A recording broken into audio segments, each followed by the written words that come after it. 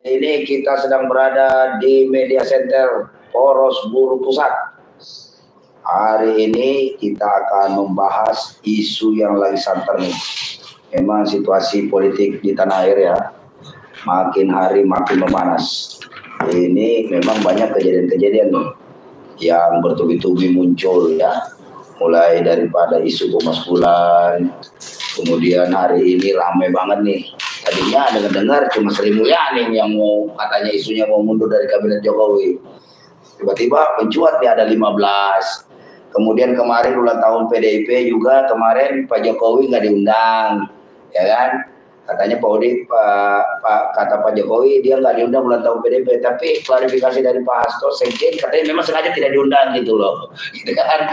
Ini makin terang bahwa aroma-aroma pertarungan di Pilpres ini makin seru aja ini. Para pemirsa, kali ini saya ditemani oleh sahabat saya, Bung Arif Minardi, selaku Ketua Umum DPP SPLM, juga sekaligus koordinator daripada Poros Buruh Pusat. Gimana Mas Arif, sehat? Alhamdulillah. Nah, ini kita ini lagi seru, ini mau membahas isu-isu santer ini kan.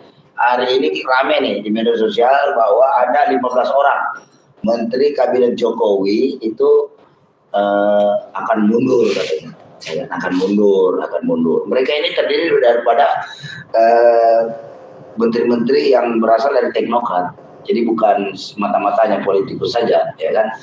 Nah, dari partai ya? Ya, ada yang partai ada tapi lebih dominan tentang terkait teknokrat, gitu kan?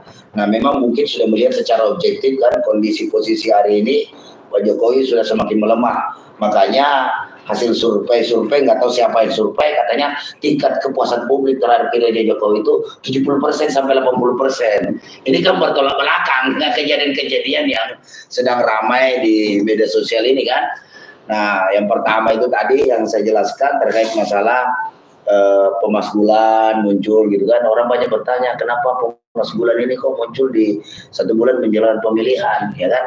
Nah, ini pemaskulan udah dari lama, apalagi bicara buruh gara-gara Omnibus Law udah nuntut Jokowi untuk mundur sejak tahun 2019 kan.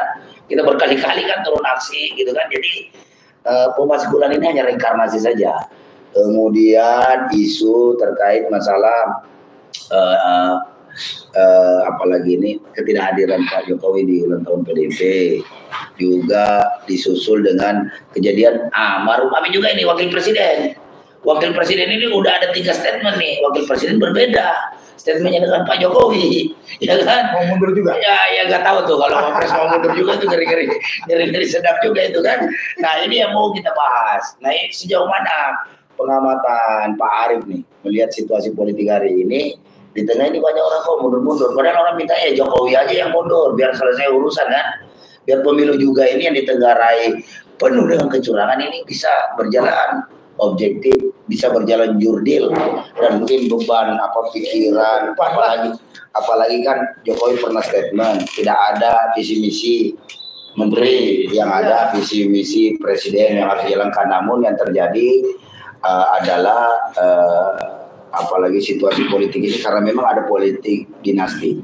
Nah, kita juga ingin mengkoreksi juga statement-statement dari katanya si politikus handal, mantan aktivis 98 kayak Nusron Wahid, Fahri Hamzah yang selalu mencari pembenaran bahwa sama Budiman Sujatmiko tuh yang selalu mencari pembenaran bahwa tidak ada politik dinasti. Kita perjelas di sini bahwa putusan MK nomor 90 itu sejak Jokowi merestui Gibran Rakabuming Raka sebagai calon wakil presiden daripada Prabowo, itu sudah pasti politik dinasti. Dalam arti kata itu sudah nepotisme. Jadi perjuangan kawan-kawan tahun 98 melawan KKN Soeharto sama Jokowi ini dibikin belak-belakan, terang-terangan, karena jelas itu cewek-ceweknya Jokowi. Sehingga inilah yang membuat situasi hari ini politik di dalam negeri kita ini makin memanas, ya kan? Karena ya jujur saja mungkin terendorse ada dukungan karena dananya kenceng, uangnya banyak gitu kan. Yang dukung juga adalah orang nomor 1 RI gitu kan, bisa menggunakan akses kekuasaan gitu kan. Buktinya sampai ada polisi, tentara itu pasang-pasang baliho juga. Harusnya ada nenteng senjata, bawa senjata, ini pergi pasang-pasang baliho, kasihan tuh oknum-oknum. TNI yang diperalat, dikadalin oleh rejim Jokowi ini, rejim menurut kita rejim Upamura ini, rejim Sontoloyo, rejim Omnibus Law yang selalu saja merugikan kepentingan rakyat. Di sisi lain tidak sadar bahwa dia sebenarnya ini hanya fokus sibuk untuk memperpanjang kekuasaan. Sampai ada anekdot begini, ditaruh kata nih, ya kan, Gibran nih dari Cawapres nih, ya kan. Nah 2029 Prabowo udah sakit-sakitan, misalnya nih ya. Nah kemudian 2029 Gibran jadi presiden. Nah itu kan 10 tahun tuh, 2 periode tuh. Nah 2029 sampai 2039 gantian adanya Kaisang yang sekarang ketua umum PSI jadi presiden lagi. Nah 10 tahun juga lagi tuh, jadi 2049 Janetnya sudah gede, dia lagi tuh jadi presiden. Jadi 30 tahun berkuasa. Buat kerajaan Republik. Ya itu yang dikhawatirkan oleh para netizen. Sehingga hari ini apalagi ini generasi milenial, generasi Z menganggap bahwa Gibran itu mengklaim mewakili anak muda, tetapi generasi milenial tidak merasa diwakili, itu bahkan menuding Gibran ini anak muda yang rakus akan kekuasaan. Karena saat ini kan dia menjabat wali kota. Nah hari ini diuber-uber tuh sama DPRD Solo, diminta mundur sebagai wali kota karena terlalu sibuk urusan sedikit-sedikit cuti kampanye, Inilah anomali yang terjadi ketika pejabat yang sedang menjabat tiba-tiba menjadi calon, ya kan, mencalonkan diri tidak mundur. Ini yang dilegalkan oleh Jokowi melalui beberapa peraturan presiden yang dadakan dibuat. Ini kan ya udah disarankan nih kepada Menteri 15 ini untuk supaya mundur. Artinya kan sebagai teknokrat punya etik, punya keilmuan. Ya kan, lagi juga ngapain sih berlama-lama dengan dipimpin sama orang ijazahnya palsu? Itu kan, masa kalian itu orang-orang yang punya ilmu, gelar doktor, S1, S2, S3, bahkan profesor, masa mau dipimpin sama ijazahnya palsu? Ya kan, malu juga dong, ya kan, apalagi sudah terbukti kebijakannya banyak menyimpang, ya kan, stunting nggak telat ditangani, ya kan, kemarin bilang S2, S3-nya orang Indonesia kurang, gitu kan, utangnya menumpuk, korupsi merajalela, demokrasi hancur, tuh siapa yang mendiandalkan ini, Farid? Ya kan? Terus masa mau bertahan di situ? Kalau Anda tidak mundur, justru Anda dianggap tidak waras, bukan teknokrat, ya kan? Tetapi orang-orang yang kewarasannya itu udah hilang. Ya, jadi juga ya artinya dalam hari ini juga Sobat Nasrullah kan mulai menyadari bahwa demokrasi Indonesia sedang terancam. Namun dari sisi akibat daripada Bu Mega terlalu baik juga sama kader PDIP, sehingga ya demokrasi terancam. Ya kalau sudah bertobat Nasrullah gitu kan, ya juga jangan lupa nanti kalau sudah selesai pilpres ini juga ya PDIP harus mau legowo juga untuk mencabut undang-undang Omnibus Law yang sangat melukai perasaan kita nih kaum buruh. Masa hanya satu orang ya kan yang mau ada niat cita-cita untuk membentuk dinasti di Indonesia, ya kan, mau merusak kita ini 280 juta orang lebih rakyat Indonesia. Jadi memang harus dilawan. Memang hari ini tim ses mereka ini, lingkungan lingkaran Jokowi yang sudah mulai panik ini, hanya bisa melakukan propaganda dari lembaga-lembaga survei. Nah itu lembaga-lembaga surveinya kita kedepannya harus dibuat juga aturan yang jelas. Kalau misalnya menyesatkan ya lembaga survei harus dibubarkan dan dipidanakan. Gitu loh. Artinya lembaga survei ini harus bersifat edukatif juga. Apa adanya sih?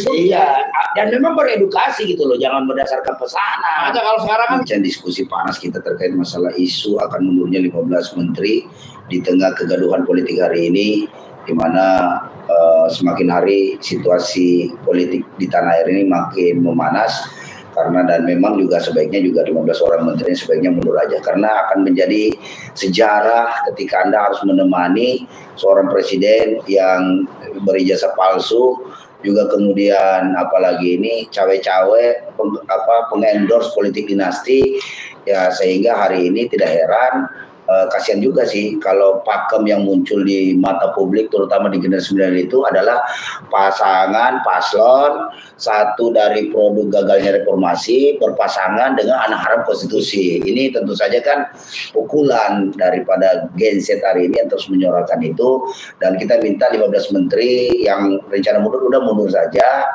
Ini demi menjaga kewarasan Anda, demi menjaga wibawa Anda juga, karena kalau Anda tidak mundur di tengah kegilaan politik ini, Anda juga nanti dicap oleh rakyat orang gila gitu loh. Dan ini menjadi bebek gila gitu loh, ya kan Lama-lama dipanggang rakyat. Ya, lama-lama rakyat udah murka melihat situasi hari ini yang sudah semakin saya pikir mahasiswa udah mulai bergerak, aktivis, tokoh, ulama, ya kan, buruh juga udah mulai melakukan konsolidasi untuk bagaimana mengawal demokrasi ini agar benar-benar sesuai dengan konstitusi. Ditambah lagi statement Bu Mega kemarin, ingat, kekuasaan itu tidak ada yang langgeng. Kekuasaan itu tidak ada yang langgeng. Kekuasaan itu tidak ada yang langgeng. Yang langgeng itu hanya kekuasaan milik daripada Allah Subhanahu wa taala. Itu Megawati jelas itu ngomong kayak begitu. Jadi sudah semakin hari semakin merucut, konsolidasi rakyat terus berjalan. Keluhan-keluhan masyarakat juga tidak bisa dibendung. Buktinya kemarin Pak Jokowi juga di Jawa Tengah disorakin sama petani. Bayangkan petani sorakin Jokowi. Itu artinya Presiden Jokowi makin hari makin kehilangan kewibawaan di mata rakyat Indonesia. Inilah dampak daripada syahwat kekuasaan yang begitu menguasai pribadi Jokowi, sehingga politik cawe-cawe yang tidak bisa diterima oleh siapapun, rakyat Indonesia hari ini akan mulai menggelontorkan perlawanan. Jadi yang menerima politik dinasti ini, yang menerima cawe-cawe sistem cawe-cawe Presiden Jokowi ini melalui apalagi ini apalagi politik dinasti dan nepotisme ini adalah, saya pikir adalah kalian semua adalah produk-produk gagal dari rejim reformasi, dan tentu saja sudah tidak memiliki kewarasan, juga tidak memiliki etika. Jadi berbahaya ke depan jika Indonesia dibiarkan dalam kondisi hari ini. Maka dari itu kepada seluruh Indonesia kita harapkan segera bersatu padu. Seperti lagunya Pak Anies kemarin, di depan jutaan, ratusan ribu massa di Bone, Sulawesi Selatan, beliau menyanyikan maju tak gentar membela yang benar, maju serentak hak kita diserang. Itu kode keras dari Pak Anies tuh, agar rakyat bersatu, rakyat maju bersama-sama, ya kan, bergerak serentak, kawal demokrasi Indonesia. Begitu pemirsa.